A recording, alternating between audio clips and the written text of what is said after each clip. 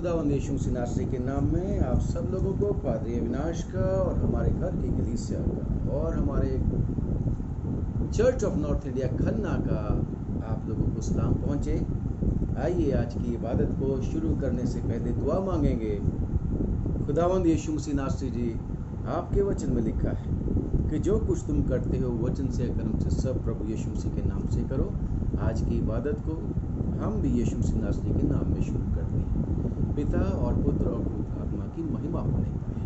वचन पर बहुत बरकत देना प्रभु यीशु नाम से मांगते, आमीन। खुदावंद का धन्यवाद करते हैं कि उसने हमें मौका दिया और हम प्रभु यीशु मसीह के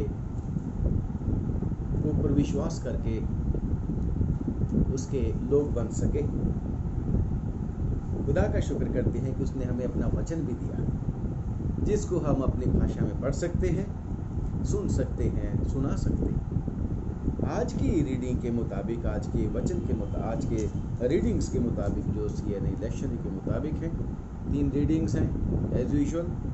उत्पत्ति की किताब उसका 12वां अध्याय 1 से 7वीं आयत और फिलिपियंस 3रा अध्याय 4थी आयत से लेके 11वीं आयत तक और मत्ती की अंजील 13 अध्याय 44 आयत से लेके मैं 50वीं आयत तक पढ़ूंगा आप लोगों के सामने। आप अगर बाइबल है पास में तो पढ़ लीजिए, नहीं तो जब समय मिलेगा तो जरूर इन रीडिंग्स को पढ़ना। लिखा है, स्वर्ग का राज्य खेत में छिपे हुए धन के समान है जिसे किसी मनुष्य ने पाकर छिपा दिया और मारे आनंद के जाकर और अपना सब कुछ बेचकर उस खेत को मोल लिया। फिर स्वर्ग का राज्य एक व्यापारी के समान है जो अच्छे मोतियों की खोज में था। जब उसे एक बहुमूल्य मोती मिला तो उसने जाकर अपना सब कुछ बेच डाला और उसे मोल लिया। फिर स्वर्ग का राज्य उस बड़े जाल के समान है जो समुद्र में डाला गया और हर प्रकार की मछलियों को समेट लाया, और जब भर गया तो उसको किनारे पर खींच लाए और बैठकर अच्छी अच्छी को बर्तनों में इकट्ठा किया और निकम्मी फेंक दी। जगत के अंत में ऐसा ही होगा। स्वर्गदूत आकर दुष्टों को धर्मियों से अलग करेंगे और उन्हें आग के कुंड में डालेंगे। वहां रोना और दांत पीसना होगा। हालेलुया। प्रियो, खुदावंद यीशु मसीह ने जब अपना मिनिस्ट्री शुरू की थी, प्रचार करना शुरू किया था, तो उन्होंने स्वर्ग के राज्य ही की बात करी थी। और उसके बाद और उससे पहले जब यूहन्ना बपतिस्मा आया उसने भी स्वर्ग के राज्य की बात करी, और यीशु मसीह ने चेलों को भी यही कहा, स्वर्ग के राज्य की बात करो कि स्वर्ग का राज्य तुम्हारे निकट आ पहुंचा है। और यीशु मसीह स्वर्ग के राज्य यानी कि परमेश्वर पिता के राज्य, खुदा के राज्य को लोगों के बीच में स्थापित करना चाहते हैं। उन्होंने किया और इसको बढ़ाना चाहते हैं। जिम्मेदारी हम सब लोगों के ऊपर है जो उसके ऊपर विश्वास लाए। आज की रीडिंग के मुताबिक प्रभु यीशु मसीह स्वर्ग के राज्य की जो घुंडी है, जो भेद हैं, उनको समझाने के लिए पैराबल्स, उदाहरणें दे रहे हैं, दृष्टांत दे रहे हैं। और आज की रीडिंग के मुताबिक यीशु मसीह स्वर्ग के राज्य को तुलना करते हैं छुपे हुए धन के साथ। और वो छुपा हुआ धन कहाँ पे है? किसी बंद कमरे में नहीं। छुपा हुआ धन किसी ऐसी जगह पर नहीं जहाँ रेस्ट्रिक्शंस हो, परंतु वो तो खेत में है, ओपन है, जो सबके लिए है। छुपे हुए धन के समान है जिसे किसी मनुष्य ने पाकर छिपा दिया और आनंद के मारे जाकर अपना सब कुछ बेच दिया और खेत मोल ले लिया। खेत को मोल ले लिया जिसमें खजाना छिपा हुआ था। खेत के लिए खेत नहीं लिया, बल्कि खजाने के लिए खेत लिया उसने।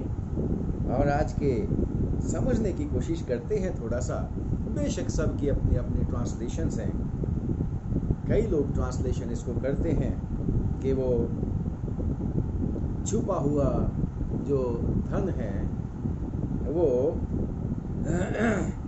है प्रभु यीशु मसीह, और उस धन को पाने के लिए पापियों को सब कुछ त्याग देना चाहिए।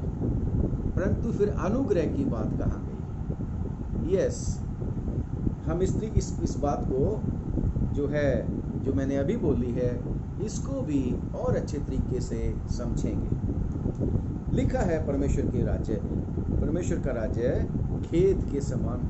ये खेत क्या है? खेत है मेरा और आपका संसार, जिसमें मनुष्य लोग रहते हैं। हम मनुष्यों के संसार की बात करती है बाइबल हमेशा। प्राणी जगत जो सारे जिसमें सब कुछ है उनकी बात नहीं करती, क्योंकि परमेश्वर ने मनुष्यों से प्यार किया, जगत से प्यार किया। क्योंकि जगत यानी कि मनुष्य परमेश्वर के स्वरूप पे है, बाकी चीज़ें नहीं। बाकी चीज़ें तो परमेश्वर ने कहा, शब्द के द्वारा पैदा हुई, परंतु मनुष्य को परमेश्वर ने कुछ एफर्ट्स करना पड़ा, अपने जैसा बनाया, अपना दम फूंका। तो उस खेत की यानी कि उस संसार की बात मैं कर रहा हूँ, जो मैं समझता हूँ यहाँ पर। तो खेत है संसार, और छुपा हुआ धन जो है वो धन जो परमेश्वर को बहुत ही प्रिय है। वो धन यानी कि आप और मैं परमेश्वर की दृष्टि में, परमेश्वर पिता के दृष्टि में बहुमूल्य है, बहुत ही कीमती है। अगर मैं और आप इस संसार रूपी खेत में छुपे पड़े हैं और परमेश्वर हमें पाना चाहता है, तो उसने अपना सब कुछ किस तरीके से दे दिया?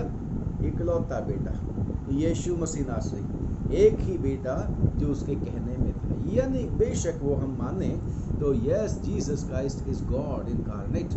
तो यीशु मसीह को भी जिसने नहीं रख छोड़ा, यानी कि यीशु मसीह को भी मेरे और आपके लिए दे दिया। तो मैं और आप वो खेत के बीच में छुपा हुआ खजाना है, और इस छुपे हुए खजाने का मूल्य प्रभु यीशु मसीह समझते हैं, क्योंकि यीशु मसीह ने अपनी जान देकर मुझे और आपको खरीदा है, वो धन को खरीदा है। यीशु मसीह तो जो है जो उसके सामने रखा हुआ था, जैसे इब्रानियों की चिट्ठी और उसके 12वें अध्याय में और दूसरी जगह लिखा है कि जिसके द्वारा सब कुछ है, जिसके लिए सब कुछ है, उसे यही अच्छा लगा कि वो आपके और मेरे लिए, अपने भाइयों के लिए अपना प्राण दे दे। यीशु मसीह ने मेरे और आपके लिए प्राण दिया। इब्रानियों की चिट्ठी उसके 2 अध्याय में, और विश्वास के कर्ता सिद्ध करने वाले यीशु मसीह को ताकते हैं, जिसने उस आनंद के लिए जो उसके आगे धरा था। क्योंकि प्रभु यीशु मसीह पिता के पास जब था, पूरा आनंद है, पूरी महिमा में रहते थे प्रभु यीशु मसीह अपने पिता के साथ, और यीशु मसीह ही के लिए सब कुछ और यीशु मसीह के द्वारा सब कुछ है। परंतु आपके और मेरे लिए यीशु मसीह वो सारा का सारा जो था आनंद, वो सब कुछ, जो शांति और तसल्ली, वो सब छोड़कर इस जमीन में आ गए, इस पृथ्वी के ऊपर आ गए, ताकि वो छुपा हुआ धन जो आप और मैं, प्रभु के वचन में लिखा है कि परमेश्वर की दृष्टि में भक्त जन के प्राण, उसकी मृत्यु भी बहुत अमूल्य होती है, और मैं और आप वो छुपा हुआ धन को प्राप्त करने के लिए यीशु मसीह सब कुछ छोड़ दिया। फिलिपियों की चिट्ठी उसका 2 अध्याय 7वीं आयत के, परमेश्वर के तुल्य होने के बावजूद भी उसने अपने आप को जीरो कर दिया। क्यों?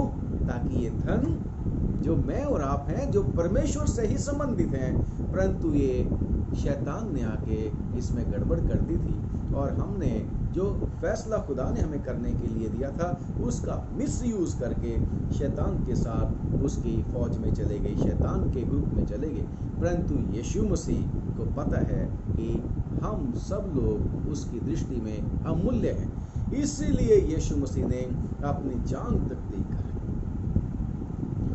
मेरे और आपके लिए श्रापित बनकर, मेरे और आपके लिए खून बहाकर, मेरे और आपके लिए सारे मेरे और आपके पाप और अपराध अपने ऊपर लेकर, हालेलुया, इतना बड़ा त्याग करके, इतना बड़ा सैक्रिफाइस करके, ये सब कुछ चीज़ें एक तरफ करके खुदा ने जो है यीशु मसीह के द्वारा धन जिसको समझा, यानी कि उसके विश्वासी लोग, यानी कि चर्च, उसके लिए यीशु मसीह ने सब कुछ न्यौछावर कर दिया और इसको अपने लहू के द्वारा खरीद लिया। Praise the Lord. और खुश होता है परमेश्वर जब मैं और आप खरीदे जाते हैं, यानी कि यीशु मसीह के बन जाते हैं। परमेश्वर बहुत आनंदित होता है, लाखों करोड़ों फरिश्ते उसके आनंदित होते हैं कि यस, एक और खजाना हमें मिल गया। अगली आयत जो है 45वीं आयत में, कि स्वर्ग का राज्य एक व्यापारी के समान है, अच्छे मोतियों की खोज में। बहुमूल्य मोती उसको जब मिला तो सब कुछ उसने बेच दिया। अब फिर से व्यापारी कौन है? ये व्यापारी फिर से मैं सोचता हूँ कि यीशु मसीह है, यीशु मसीह है। और यीशु मसीह अच्छे मोतियों की खोज में, बेशक उससे कोई वस्तु छिपी नहीं, बेशक उससे कोई वस्तु छिपी नहीं, परंतु फिर भी यहाँ पर आके आपके और मेरे जैसा उसको बनना आवश्यक था और उसको पिता से सब कुछ पूछना आवश्यक था, यानी कि उसको मेरे और आप जैसा इंसान बनना आवश्यक था और वो बना। और खुदा का शुक्र करते हैं, उसने हमें ढूंढा, हमें अच्छे मोती जो है मुझे और आपको बनाया, क्योंकि वो तो फिर से मैं कहता हूँ एक सिक्के को ढूंढने के लिए एग्जाम्पल दी थी, वो इस पे जिसके 10 सिक्के थे, सारी रात ढूंढ ढांड की, लाइट जला के मिल गया तो बड़ा आनंद किया। ऐसे ही खोई हुई एक भेड़ के लिए 99 को छोड़ दिया, 100 भेड़ें धन था उसका, परंतु एक गुम हो गई, उसको मिलने के लिए, उसको पाने के लिए 99 को छोड़कर ढूंढने के लिए गया, और जब पाया तो क्या हुआ? बहुत आनंदित हुआ। इसी तरीके से खुदावन के वचन में लिखा है कि जब एक पापी मन फिराता है और स्वर्ग के राज्य में आ जाता है, वो बहुमूल्य मोती बनकर और वो बड़ा धन बनकर परमेश्वर का जो है और परमेश्वर ही के लिए है, तो परमेश्वर के यहाँ बहुत आनंद होता है। तो खुदावन, और बेशक अब जो है उस समय जब ये इंजील लिखी गई, उस समय जब ये बातें बोली गई, तो यीशु मसीह वो व्यापारी। आज व्यापारी कौन है? आज खेत के खजाने को ढूंढने वाले और आनंद करने वाले कौन है? वो आप और मैं हैं, जो प्रभु यीशु मसीह के लोग हैं, जिनको ग्रेट कमीशन के तहत खुदा ने सब लोगों को खुदा का, यानी कि स्वर्ग के राज्य की खुशखबरी सुनाने के लिए भेजा, और निज करके परमेश्वर ने उन लोगों को ठहराया जो उसके साथ मिलकर, यानी कि प्रचारक लोग काम करते हैं। आज वो व्यापारी है, और वो व्यापारी उस खजाना, वो जो सच्चा मोती है, अब मैं उसको इस तरीके से पेश करता हूँ, वो यीशु मसीह के बारे में बताते हैं। बेशक दुनिया के लोग उस सच्चे मोती को, यानी कि खुदा को, स्वर्ग को पाने के लिए बहुत कुछ करते रहते हैं, परंतु जब उनके ऊपर रिवील हो जाता है, यीशु मसीह प्रकाशित हो जाते हैं, यीशु मसीह जो जगत की ज्योति है वो प्रकाशित हो जाते हैं, तो उनका सब कुछ चेंज हो जाता है। और जब प्रभु यीशु मसीह के ऊपर विश्वास कर लेते हैं, तो वो स्वर्ग के राज्य में मोती की तरह प्राप्त करने वाले, यानी कि यीशु को प्राप्त करने वाले लोग बन जाते हैं। और यहाँ पर लिखा है कि मोती को जो है पाने के लिए उसने सब कुछ बेच डाला। बेशक जैसे ऊपर मैंने बताया कि यीशु मसीह ने सब कुछ अपना कीमत जो थी चुकाने के लिए, मेरे और आपके लिए सब कुछ न्यौछावर कर दिया। जीरो बन गए, गरीब बन गए, पापी बन गए। यहाँ पर भी व्यापारी ने सब कुछ बेच दिया, मोती प्राप्त करूंगा। वो ये नहीं कहता कि चलो जी बोली लगाओ, जो मर्जी ले जाओ, नो, मेरा ही है, मैं ही खरीदूंगा इसको। और ऐसे ही खेत भी उसने खरीदा, जो देखिए स्वर्ग के राज्य की पहली वाला दृष्टांत, और दूसरी वाली आयत में जो मोती वाला दृष्टांत, मोती को भी उसने खरीदा, जरूर से जरूर खरीदा। ऐसे ही सेवको, प्रचारकों, विश्वासियों, मुझे और आपको अब यीशु के सहकर्मी बन के काम करना है। जैसे पहला कुरिन्थियों में लिखा कि हम परमेश्वर के सहकर्मी हैं। तो जब सहकर्मी हैं हम लोग, हम व्यापारी, हमें सच्चे मोती को ढूंढने के लिए लोगों के पास पहुंचना है। और वो सच्चा मोती यीशु मसीह कहाँ छुपा है? बेशक उसने मुझे और आपको आंखें हमारी खोल दी और अपने आप को हमारे ऊपर रिवील कर दिया, परंतु अब हमें उसकी खोज में, यानी कि अपने परमेश्वर की खोज में, यीशु मसीह की खोज में लगे रहना चाहिए। और कैसे, किस तरीके से हम उसकी खोज करेंगे? कहाँ खोज करेंगे? परमेश्वर के वचन में, परमेश्वर के वचन में, जो एक फील्ड की तरह भी है। और उसको ढूंढने के लिए, सच्चे मोती को ढूंढने के लिए कहाँ जाना पड़ेगा? परमेश्वर के वचन में। पुराना और नया अहदनामा, उसमें सुसमाचार छुपा है। नया नियम में तो सुसमाचार है ही है, परंतु पुराने नियम में भी सुसमाचार है और वो विश्वासियों के लिए है।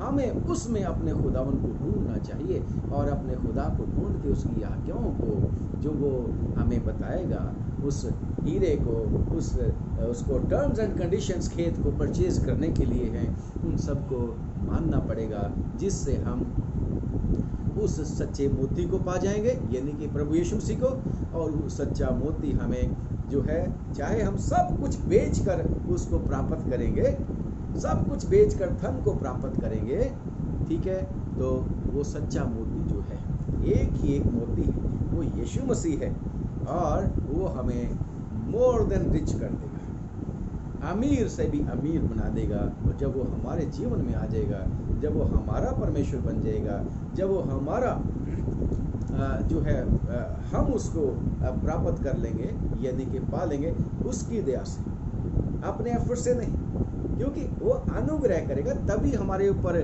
वो जो है खेत में छुपा हुआ धन भी प्रकट होगा, तभी हमें वो मोती की परख भी पता लगेगी। तो उसी का अनुग्रह के द्वारा हम ये सब कुछ कर पाएंगे।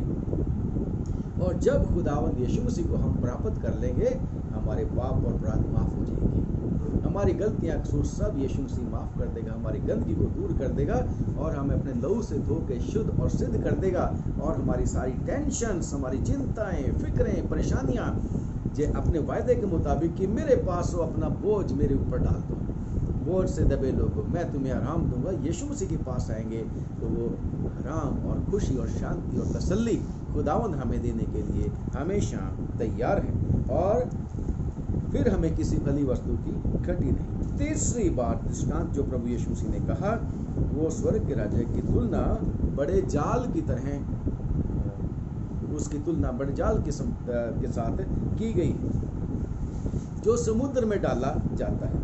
और जब वो डाला जाता है तो उसमें सब तरह की मछलियाँ वो जो आ जाती हैं, और जब जाल भर जाता है तब उसको खींचते हैं। तो यहाँ पर भी लिखा है, अच्छी अच्छियों को जब खींच लिया जाता है, बर्तनों में इकट्ठा करते हैं और जो बेकार वाली चीज़ें हैं उनको फेंक देते हैं। तो ये बड़ा जाल क्या है? ये जो स्वर्ग के राज्य का जो बड़ा जाल है, ये परमेश्वर का वचन है जो प्रचार किया जाता है। जब सुसमाचार प्रचार किया जाता है तो एक जाल की तरह जो अदृश्य है, सब लोगों के ऊपर वो काम करता है वचन। और सब लोग, चाहे वो किसी भी तरह के हों, चाहे वो किसी भी विश्वास के हों, चाहे वो कितनी भी उसमें कमियां, कमजोरियां, अच्छाइयां, गुण हो, अवगुण हो, सबको उस जाल के अंदर ले आता है। यानी कि सुसमाचार सब लोगों के लिए है, वो सबको सुनाया जाता है और सब लोग उसमें कवर होते हैं। तो लिखा है, उस बड़े राजा के समान है, राजा के समान है, बड़े जाल के समान है जो समुद्र में डाला जाता है। और समुद्र क्या है? समुद्र ये संसार है, जिसे हबक्कूक नबी के 1 अध्याय उसके 14 और 15 बाब में आप लोग पढ़ेंगे। वहाँ पर भी मनुष्यों को समुद्र की मछलियों की तरह गिना गया। जिस तरीके से समुद्र में बहुत ढेरों तरह की मछलियाँ हैं, जिनकी गणना मेरे और आपको नहीं सही से पता लग जाती। बेशक लोगों ने उनको गिनने की कोशिश करी होगी जो रिसर्च करते हैं, परंतु फिर भी परमेश्वर ने जितना कुछ प्रकट करना चाहा उसी को प्रकट करना चाहा, लेकिन बहुत बातें परमेश्वर ने अभी भी लोगों के सामने गुप्त रखी। और हम नहीं बता सकते कि कितनी प्रकार की मछलियाँ समुद्र के बीच में हैं। ऐसे ही मनुष्य भी सब तरह के, सब तरह के। और जब ये जाल में आ जाते हैं तो चर्च रूपी जो है उस जाल में रहते हैं। और इस जाल में भले बुरे यानी कि अच्छी मछलियाँ बुरी मछलियाँ सब तरह के होते हैं। और जब सब तरह के उसमें होते हैं तो जो खींचने वाले हैं, खींचने वाले यानी कि जाल डाला किसने? पहले प्रभु यीशु मसीह ने प्रचार किया स्वर्ग के राज्य का, उसके बाद उसको अपॉइंट किया चेलों को, चेलों के बाद आज सारी दुनिया में परमेश्वर के सेवक परमेश्वर के सुसमाचार को प्रचार करते हैं। और यही है स्वर्ग के राज्य का जाल, स्वर्ग के राज्य के बारे में जानकारी, और जिसके ऊपर विश्वास लेके सब लोग आते हैं। क्योंकि इस जाल के बीच में यानी कि चर्च में सब तरह के लोग हैं। वो उस तरह के लोग भी हैं जिनको उस दिन प्रभु यीशु मसीह कह देगा, मैं भूखा था तुमने मुझे खाना नहीं दिया, मैं प्यासा था तुमने पानी नहीं दिया, मैं बीमार था तुम मुझे देखने के लिए नहीं आए, मैं जेल में था तुमने मेरी सुधि नहीं ली। और चर्च में वो लोग भी हैं जिनके बारे में यीशु मसीह कहेगा कि मैं भूखा था प्यासा था तुमने खाना खिलाया पानी पिलाया, मुझे बीमार था मुझे मेरे को ध्यान करने के लिए आए, मेरा हाल पूछने के लिए आए वगैरह। और इस तरीके से चर्च में हर तरह के लोग हैं। ईवन शैतान भी चर्च में होता है, जिसको मरकुस की इंजील पहले बाप में आप पढ़ोगे तो वहाँ एक मनुष्य था जब प्रभु यीशु मसीह प्रचार कर रहे थे, उसमें दुष्ट आत्मा। और ये जाल की मछलियों की तरह अंत तक इकट्ठे रहने हैं। विश्वासी भी इस संसार रूपी समुद्र में अंत तक इकट्ठे रहेंगे, क्योंकि पौलुस भी कहता है कुरिन्थियों की चिट्ठी में कि संसार में ही रहना है हमको, और संसार में जो लोग हैं उनके साथ मिलना बरतना भी है। यीशु मसीह भी कहते हैं कि पिताजी मैं ये प्रार्थना नहीं करता कि तू उनको संसार में से निकाल ले। वही संसार जिसने प्रभु यीशु मसीह को सलीब के ऊपर चढ़ा दिया, वही संसार जो आज विश्वासियों को तंग करता है, परेशान करता है, और उसी संसार के बीच में यीशु मसीह रखना चाहता है जब तक उसका समय पूरा नहीं होता, परंतु दुआ करता है कि पिता इनको उस दुष्ट से बचा के रखना। तो कहने का अभिप्राय ये है कि चर्च में या सुसमाचार सुनने वाले सब तरह के लोग हैं, हर तरह के लोग हैं, और जाल अभी भरा नहीं है। जो जाल डालने वाले हैं यानी कि परमेश्वर का प्रचार करने वाले हैं, उनको नहीं पता कि जाल के बीच में जो कुछ भी है उसमें अच्छा कौन है और बुरा कौन है। और उसको फैसला करना भी नहीं चाहिए कि ये अच्छे हैं और ये बुरे लोग हैं, ये धर्मी हैं ये अधर्मी हैं, क्योंकि प्रभु यीशु मसीह ने कहा कि जज नहीं बनना है, जज नहीं बनना, जज सिर्फ प्रभु यीशु मसीह है। दोष नहीं लगाना, क्योंकि हम खुद ऐसे ही हैं, कमज़ोर हैं। हम एक बात में अच्छे होंगे तो दूसरी बात में गलत हो सकते हैं। और खुदावंद यीशु मसीह यही कहता है कि भाई किसी का बने रहना उसके स्वामी के ऊपर निर्भर करता है।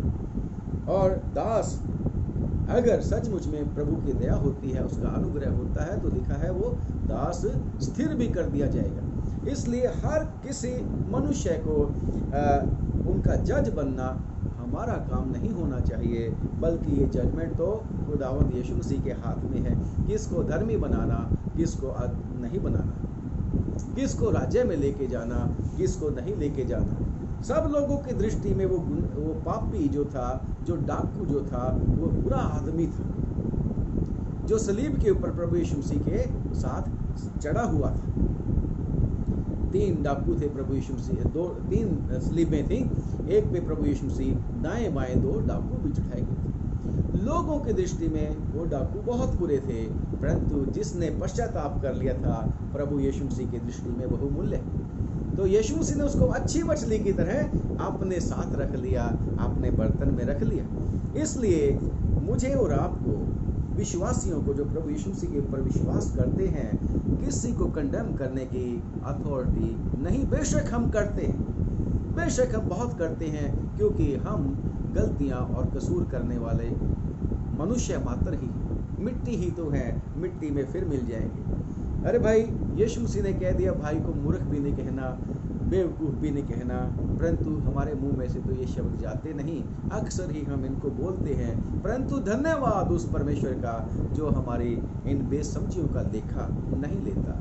जब हम माफ़ी मांग लेते हैं तो वह हमें माफ़ कर देता है, क्योंकि वो हमें माफ़ करने के लिए प्रभु यीशु मसीह इसलिए आए कि पापियों को ढूंढे और उनको माफ़ी देके उनका उद्धार करें। यीशु मसीह अंश अंश करके हमें बचाता रहता है। तो इस जाल के बीच में, जो समुद्र के बीच में है, इस संसार के बीच में है, वचन रूपी जो जाल है डाला गया है या डाला जा रहा है लगातार, और इसको संभाल के भी रखना कि मछलियाँ उड़ा के ना ले जाए, जाल को छूट जाए मल्लाह से रस्सियाँ, तो फिर कुछ भी नहीं बचेगा मल्लाह के हाथ, जो मछुए के हाथ में। तो खुदावन जो है उस जाल को मुझे और आपको देता है कि जाल डालना है, प्रचार करना है, परंतु उस जाल को कंट्रोल भी करके रखना है, संभाल के भी रखना है, और उसको भरने के लिए इंतज़ारी करनी है, और उस जाल के रक्षा भी करनी है। और वो जाल जो है हमेशा मुझे और आपको अच्छे स्टुवर्ड की तरह, अच्छे परमेश्वर की मैनेजर की तरह, तो उसका ध्यान भी रखना है। तो जब समय आएगा, जब जाल भर जाएगा, यानी कि जब प्रचार सब लोगों तक पहुंच जाएगा, परमेश्वर के ठहराया हुआ समय निकट है बेशक, परंतु वो जब समय, ठीक समय आ जाएगा, तब ये जाल खींचा जाएगा। परंतु जब तक अभी जाल नहीं खींचा गया, यानी कि चर्च के बीच में जितनी तरह के सब लोग हैं वो सारे इकट्ठे रहेंगे, सब इकट्ठे रहेंगे। चर्च यानी कि जो जाल के बीच में, प्रभु के वचन की कवरिंग में के बीच में, अक्सर हम सुनते रहते हैं कि वचन के सुनने वाले बनो, वचन पर चलने वाले बनो, सुनने वाले ही नहीं। हमें वचन को सुनना भी है, उसके मुताबिक चलना भी है। धन्य है वो जो इस भविष्यवाणी की बातों को पढ़ता है, सुनता है और मानता है। तो हमें ऐसे लोग बनना है। तो जब जाल भर जाएगा, तभी परमेश्वर जो है ठहराएगा कि उसको खींचा जाएगा किनारे के ऊपर, और जो अच्छी मछलियां हैं, परमेश्वर सबके मनों को जानता है, परमेश्वर सबके मनों को जानता है। आप और मैं एक दूसरे के मनों को नहीं जानते, मनुष्य के मन को वही जानता है और परमेश्वर जानता है। और लिखा है कि जब खींचा जाएगा, अच्छी अच्छी मछलियां जो हैं बर्तनों में इकट्ठी कर ली जाएंगी। और ये काम किसका होगा? आपका और मेरा नहीं काम। ये काम खुदा के स्वर्गदूतों का है। लिखा है जगत के अंत में ऐसा ही होगा, स्वर्गदूत आकर दुष्टों को धर्मियों से अलग करेंगे, परंतु अभी दुष्ट और धर्मी साथ साथ ही रहने हैं और उन्हें आग के कुंड में डालेंगे। और इसी तरह से लिखा है परमेश्वर के वचन में कि मनुष्य का पुत्र अपने स्वर्गदूतों को भेजेगा और वे उसके राज्य में से सब ठोकर के कारणों को और कुकर्म करने वालों को इकट्ठा करेंगे। तो आज भी चर्च में बहुत सारे लोग ठोकर का कारण भी हैं, दूसरे लोगों के लिए भी कुछ नहीं पता लगता, परंतु परमेश्वर की दया से हम मुफ्त में धर्मी ठहरते हैं और सब ठोकर के कारणों को कर्म करने वालों को इकट्ठा करेंगे और उसके साथ ही साथ उस जाल के बीच में धर्मी। तो उनको सेपरेट करना किसका काम है? जो है परमेश्वर के स्वर्गदूतों का। जो दो अच्छी मछलियां हैं वो लिखा है कि वो उन वैल्यूएबल चीज़ों की तरह यानी कि धर्मियों को बहुत ही कीमती समझकर प्रभु यीशु मसीह अपने साथ रखेंगे, परंतु जो ठोकर का कारण है, जो अधर्मी हैं, जो कुकर्मी हैं, लिखा है 42वीं आयत में, और उन्हें आग के कुंड में डालेंगे, वहाँ रोना और दांत पीसना होगा। तो खुदावन हमारे ऊपर रहम करे, दया करे कि हम सचमुच में परमेश्वर के अच्छे मैनेजर की तरह आज यीशु के साथ मिलकर कार्य करें। जिस तरीके से प्रभु यीशु मसीह ने अपने आप को देकर आपको और मुझे अपना धन बनाया है, खरीद कर अपनी जान देकर मुझे और आपको खरीदा है। हम कैसे परमेश्वर का धन बनेंगे? वो छुपा हुआ गड़ा हुआ खजाना बनेंगे अगर हम उसकी आज्ञाओं को मानेंगे। जैसे परमेश्वर के वचन में लिखा है, अगर तू मेरी आज्ञाओं को मानोगे तो सारी दुनिया में से तुम ही मेरा निज धन ठहरोगे, मेरी प्रजा ठहरोगे। और इसी तरीके से अगर हम सचमुच में परमेश्वर के अच्छे व्यापारी की तरह यीशु मसीह के साथ उसके सहकर्मी बन के काम करते रहेंगे तो बहुमूल्य मोती मेरा और आपका होगा।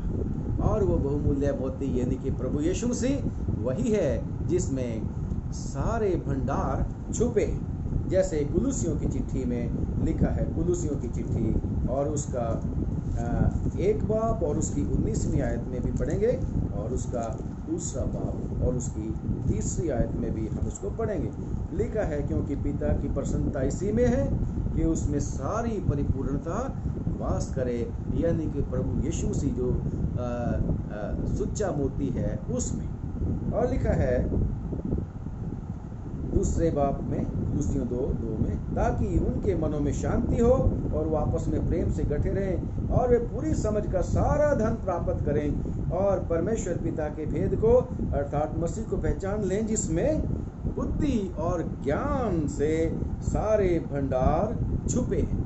यानी कि यीशु मसीह में सब कुछ छिपा है, वही सच्चा मोती है और उसी की खोज में लगना है हमें। और उसकी खोज किस में करनी है?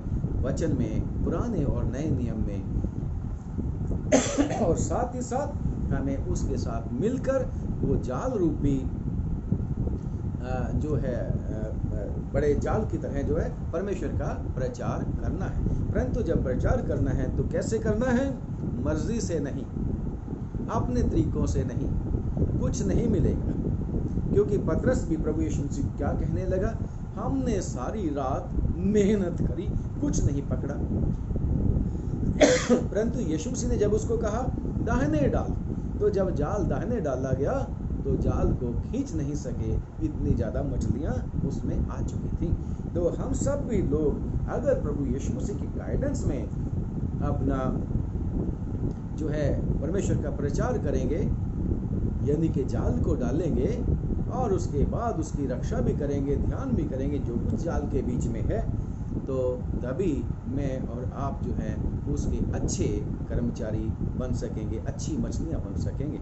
और खुदावन हमें अगर हम वफादार रहेंगे तो फिर वो 25वें बाब में जैसे लिखा है, मुबारक लोगों खुदा के मेरे पास आओ, उस जगह को प्राप्त कर लो, दाहिने ओर वालों से कहेगा, उस जगह को प्राप्त कर लो जो तुम्हारे लिए ठहराई गई है। इसलिए प्यारे विश्वासी बहन भाइयों, मुझे और आपको अपने प्रभु के स्वर्ग के राज्य की खोज लगातार करते रहना चाहिए, जिसके बारे में खुदावंद यीशु मसीह तरह तरह की उदाहरण दे के, तरह तरह के दृष्टांत दे के मुझे और आपको समझाते रहते हैं। और ये वचन परमेश्वर का ना बदलने वाला परमेश्वर है।